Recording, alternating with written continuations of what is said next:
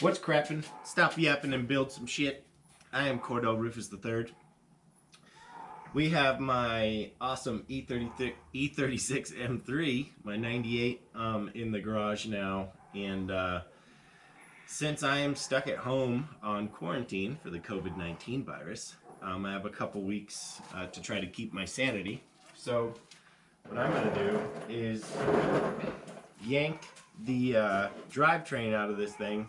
So we're going to pull the motor, tranny, drive shaft, exhaust, all that stuff out, the wiring harness, everything. I'm going to pull the whole front clip off just because it'll make everything easier. Over the next couple weeks, as you can see, we have the 2J back here that I built on the other episodes.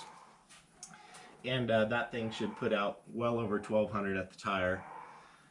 So we already have the E32 LSD in here, as well as a ton of other upgrades I've made along the way, so we don't have to do it later, including all the brakes and everything have already been done. The chase bays, power brake, delete has all been done. And so what I'd like to do over the next couple weeks, get the drivetrain out, and then we can mock up the engine in here. I already have the mounts and everything for it. We'll throw the engine in here, get an idea of spacing and where I need to mount everything. We're going to have to mount the flex fuel sensor on the firewall, as well as fuel pressure regulators. The boost solenoid, the 4-port boost solenoid is going to have to go over here somewhere on the turbo side, obviously.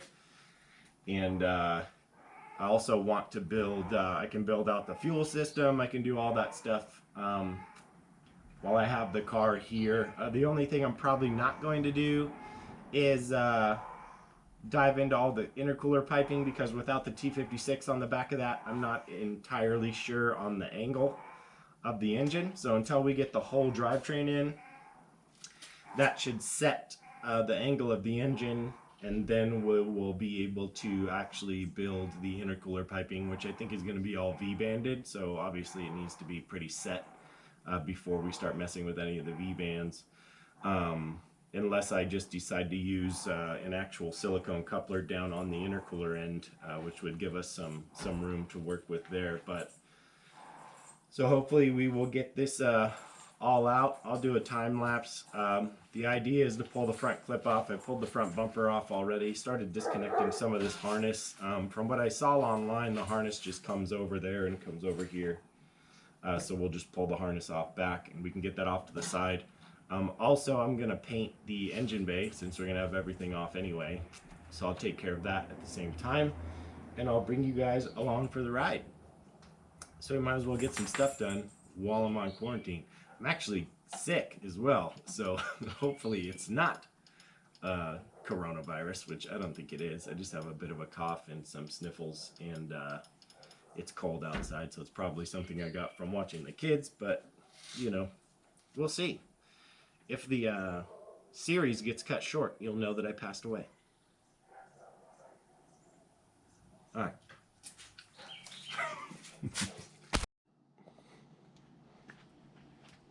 Okay, so we got the whole front clip off the E36. It's pretty straightforward, especially with the harness. Everything does kind of fall.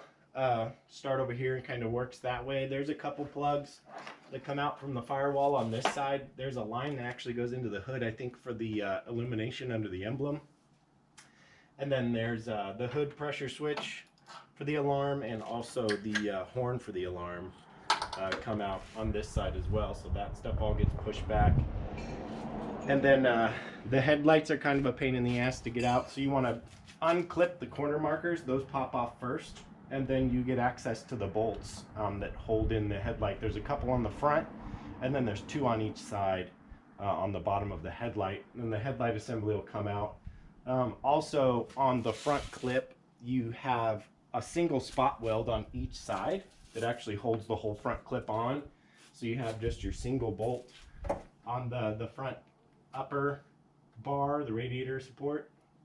And then there's 2 bolts underneath that hold the front fascia area, and then there's a single spot weld on here after you pull all the bumper brackets off, and then the whole thing just comes off.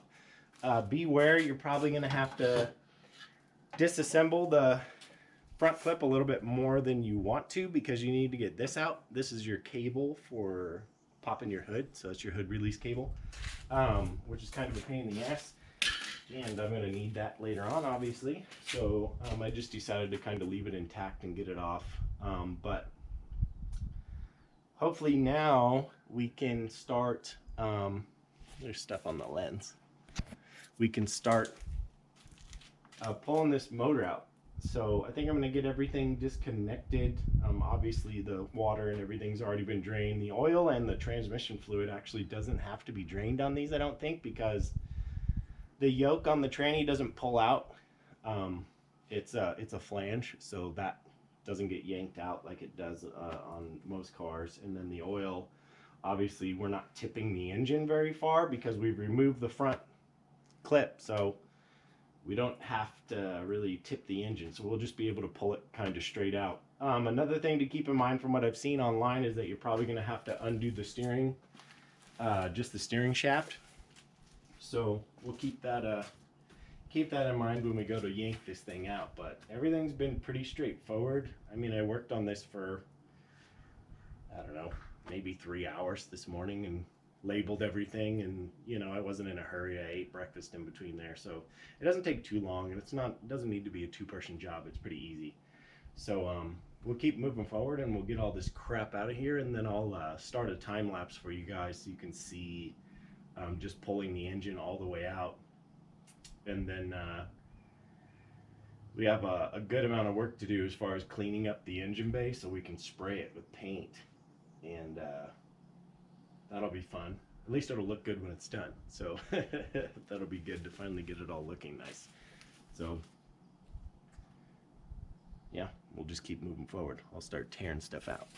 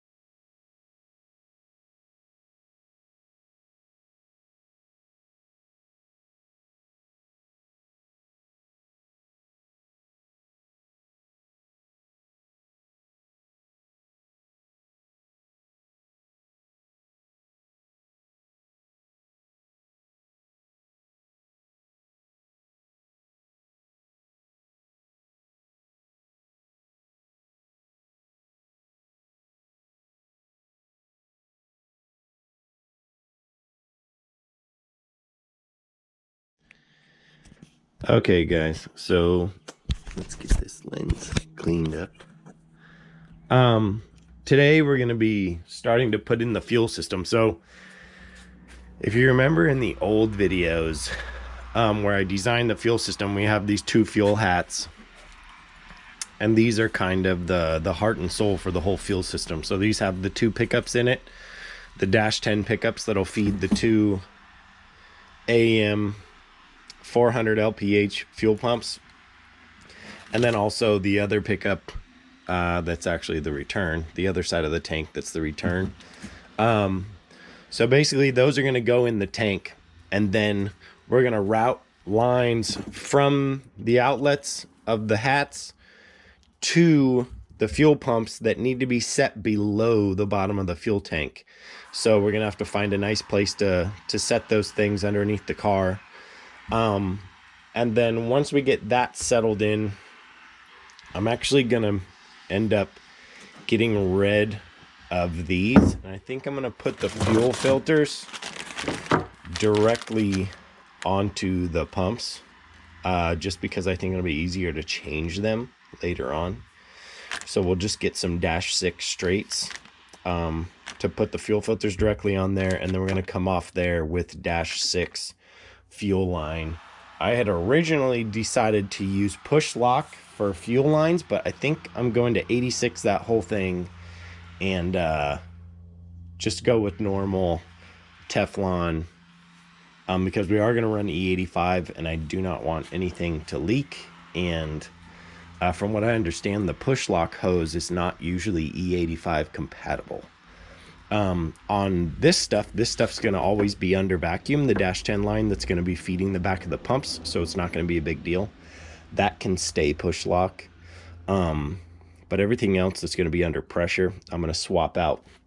After we get most of the plumbing ran to the pumps, then we can start wiring the pumps. The idea is to use the stock fuel pump wiring, the negative and positive from the fuel pump wiring, to operate 2 of these relays, and you'll have 1 relay for each pump. And this will run the dual pumps. So these are 30-40 amp relays, and we're going to run a Hobbs switch to the booster pump. So the booster pump will only come on the secondary pump when it hits a certain amount of boost. So we'll still be running dual fuel pumps all the time, which shouldn't be an issue. But then we will be running the booster pump on the secondary pump only when it hits a certain amount of boost, which should kind of get us over the hump, because we will be lacking in fuel flow at high boost in the top end on E85 if we don't boost one of these pumps. So and I think that's pretty much it. You know, we're gonna run -6 twin -6 feeds and a single -6 return.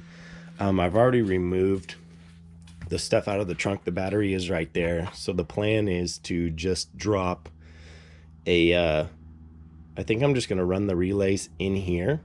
So I'll pull power straight from the battery to the relays in here, and then run to I'll put the booster pump and everything in here, and then run the lines out to the actual pumps that'll be under the car. So we'll get start working on that, keep moving forward. So we ran into a couple snags already, just trying to get this modified fuel hat into this fuel pump assembly into the tank. There's this in there. This is like a little sump that's connected to the see if you guys can see it in there. You see that white hose? That white line actually comes over from the other side of the tank to equalize the 2 sides of the tank. So that hose actually goes into this, and this acts as like a sump for the pump.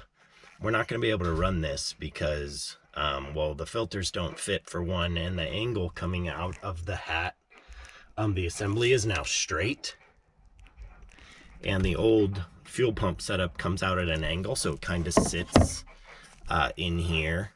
But the real one, the straight ones come down and they're like right here. So this thing is actually just glued to the tank with some little, I would imagine they just like ultrasonic kind of plastic weld these things in there. So I just kind of worked at it and popped it out. And then we should have enough room to now drop everything in there.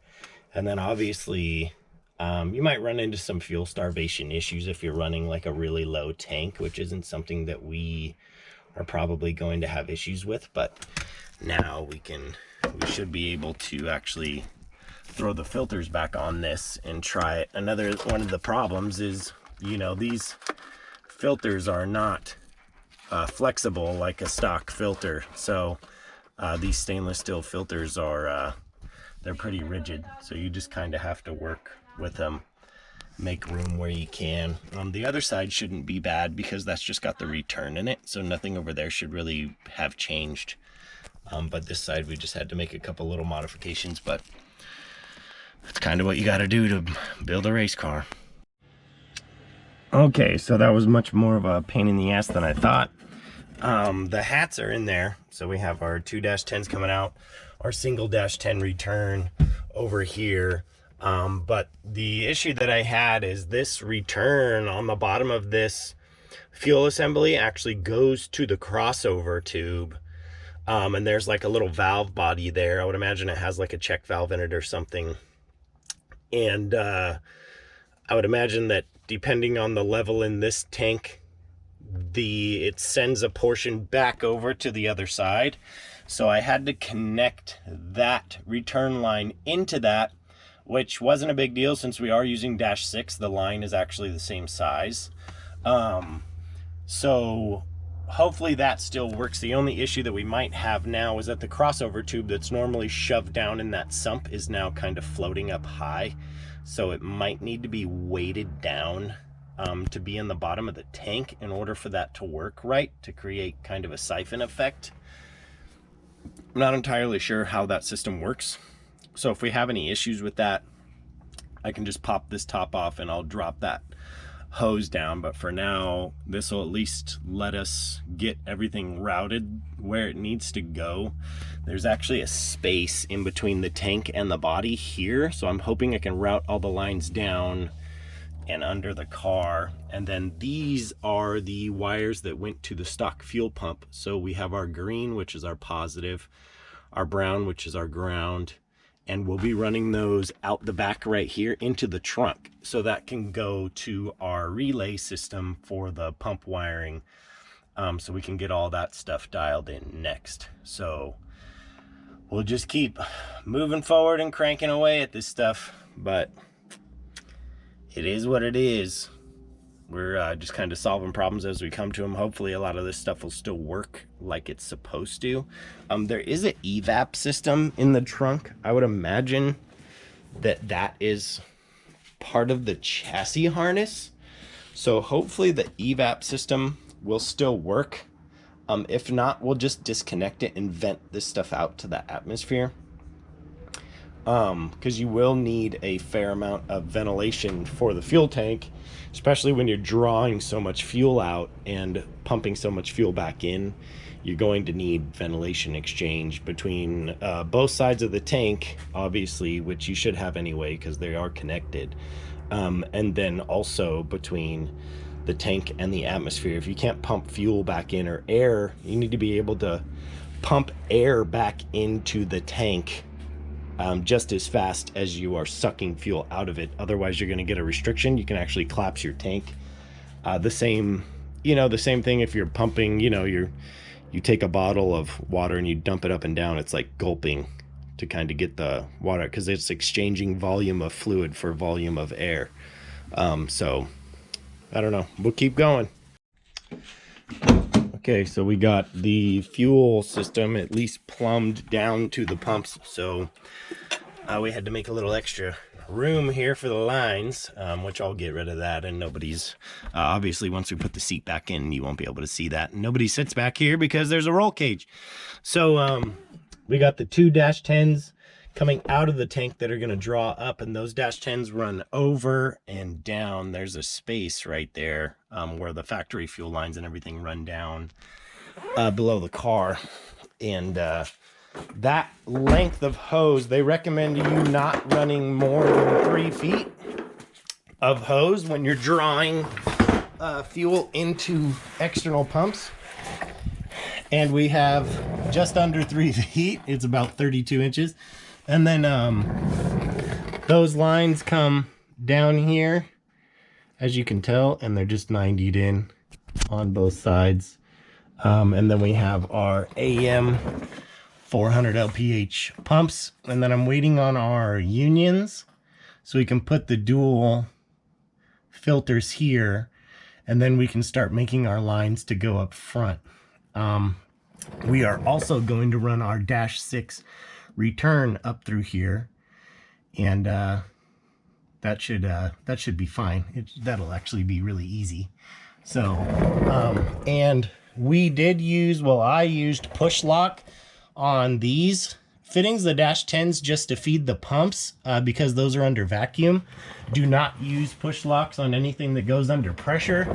I don't even think you can pass inspection at most racetracks with push lock fuel line. So just keep that in mind, but making progress. I'm waiting on some wiring stuff to come in from Jegs probably tomorrow, and then we can start wiring up all this stuff, and we can test it actually to see if it draws fuel, and should be pretty fun to kind of test it out and see if it works, but pretty cool. Okay guys, well, on this car we're gonna need to run a speed driven boost strategy on the Haltech. So what you want to do is you want to run a speed sensor on the front, basically the undriven wheels, because what happens is if you have a speed driven boost table, as you go faster you're going to want to add boost, but if you have that on the driven tires, then when you start to experience wheel spin, it's going to crank the boost up, and it's just going to make the problem even worse. So it doesn't really help your traction issues if you have it on a driven wheel. So you want to set this up on a front wheel, and this is just a Hall effect sensor. So these are like 50 bucks. It's a 3-wire Hall effect sensor. So the issue you're going to have is that this needs to pick up something that is ferrous, like a steel, or anything ferrous, so anything magnetic needs to pass by it for this to get a signal. And then just setting that signal or calibrating that signal is easy on the Haltech. You just run the car at like 30 miles an hour, and then you calibrate this to 30 miles an hour, and then it knows. It'll create a table from there. But on the upgraded wheel hubs, this intersection is actually aluminum. So what I had to do was I drilled 1/8-inch holes, as you can see, in 3 points around this hub, and I added in and I JB welded these in there. These are steel cap screws, so these are magnetic. So these are going to be what the sensor picks up on the back side of the hub. So what we're going to do is when we put that rotor back on there, I'm going to make a bracket that comes off of this upper shock bolt. It's just a 90-degree bracket that'll come here, and then we'll just cut a hole in the dust shield, and we'll send the sensor through the dust shield, and it'll just sit against the back of the rotor right here. So this sensor, let's pull this out real quick for you guys so you guys can see. But it's real basic. I mean, it's just normal. And anytime you're doing any type of, I mean, these are the same Hall sensors, Hall effect sensors they use for crank position. So you're just basically going to come through this heat shield, kind of like that, into the back of the hub. And as those screws go by this, those 3 screws, those will send a signal through this Hall effect sensor, and it will pick those up, and then you can calibrate that to speed, and then we can set up a speed driven boost strategy based on the front wheel speed of this E36 M3. I'm going to do a video of the fuel system as well, now that I got everything kind of hooked up. You can also do, a lot of people go to the back sides of these wheel studs. So you can even do the back sides of these wheel studs, since they are obviously steel. It's just on the E36, they're pretty covered up with some heavy gauge steel, so you can't really get right behind them. I suppose you could if you drilled a hole right there, but then the nut wouldn't go on. It was just kind of a pain in the butt. So I just decided to do it a different way. But yeah, pretty cool. That's pretty much all you really need to do to get the speed sense, the speed stuff to work. The factory speed sensors for the ABS is like a magnetic, it's a weird sensor, I believe, so it's hard to get those to interact with the Haltex. It's just a pain in the butt, so it's just easier and simpler just to switch it over to something like this that's easy to kind of dial in, but should work out pretty well. And just like that, now we have a Hall effect sensor hooked up to a 1/8 inch aluminum bracket that's got a gusset on it, so this should be pretty rigid, and that's bolted to one of the strut bolts, the upper front hub bolt, and that will pick up these 3 pickup points on the back of the rotor as they pass, and then that can be then calibrated. See if you guys can even see this. So the rotor goes on, and then if you can see on the back of the rotor, those screw heads will pass that pickup, and that will give you the wheel speed on the front of the car. And then you can run a wheel speed based boost strategy, and that's how all that stuff will work. It's not that difficult to do. Obviously you have to make a bracket and then wire it into the Haltech, but I believe that's something Wiring Specialties is probably going to take care of when they send out the harness, and then I'll just terminate it myself. But pretty cool, pretty simple, and should work really well for the setup in the future. Okay guys, so we are done with the fuel system. We have primed it, set it, and hooked it back up to the fuel tank. So basically what we have, we'll do a complete overview real quick. Under the back seat, if you looked in my previous fuel system videos, we have the 2 -10 pickups coming out of the fuel hat on this side. We have a single -6 going back into the fuel hat on that side of the tank. And I just modified the 2 stock fuel hats. Then for the wiring, we have our booster pump hooked up to a Hobbs switch, which you saw in the video previously that I tested this whole system. So the Hobbs switch on the right side right there will pop on around 25 psi. The other one pops on about 15 psi, and that turns on the fuel pump. So we can jump our Hobbs right now, and that actually kicks on the secondary fuel pump. That secondary fuel pump is running, and as you can see, we have about 45 pounds of fuel pressure.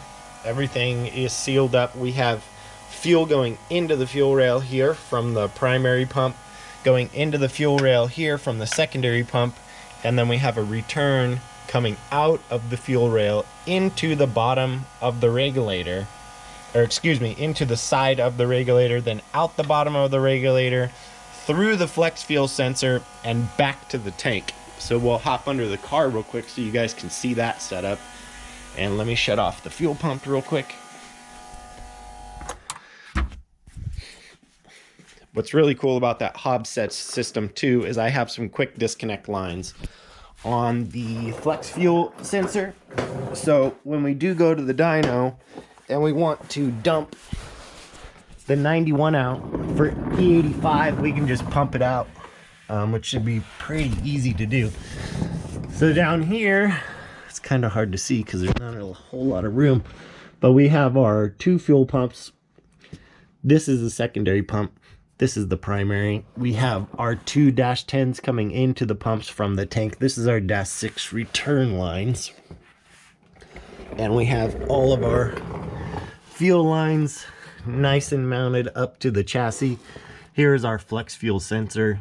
These are the quick disconnect lines. So these, we can literally just pop this line off and run it down to whatever we want and jump the pumps, and it'll pump all the fuel out of the tank.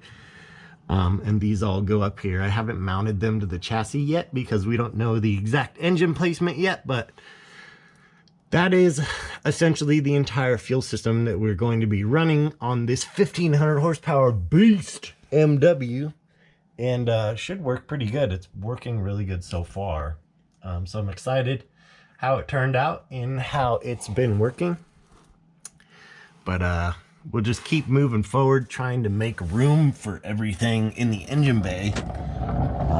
It's been a task, to say the least, to make sure everything fits, mostly because the intake manifold on this engine is gigantic. But we're getting there. So I think the next video will actually be running some... I'll probably pull the engine back out, and we're definitely going to need to get the tranny on, set the engine angle, and then measure up for a drive shaft, get everything kind of settled in. And then we need to get the turbo on so I can make sure that's going to have good clearance over here. And we can mock up some intercooler piping just to make sure we have a final placement of everything that we need in the engine compartment. And then I can prep and paint the entire engine bay. So we'll keep moving forward out here. You know how it is. We also have to put in these chase bay conversion lines for the hydraulic throwout for the T56 Magnum, as well as this is a BMW 318 throttle cable. And that should give us a better angle, and doesn't have a 90-degree bend on it like the stock one. So we'll throw that throttle cable in there, and then I'm actually going to have to extend it out anyway to make it fit the 2JZ throttle body. So a couple other little things, but nothing too crazy. We're getting there.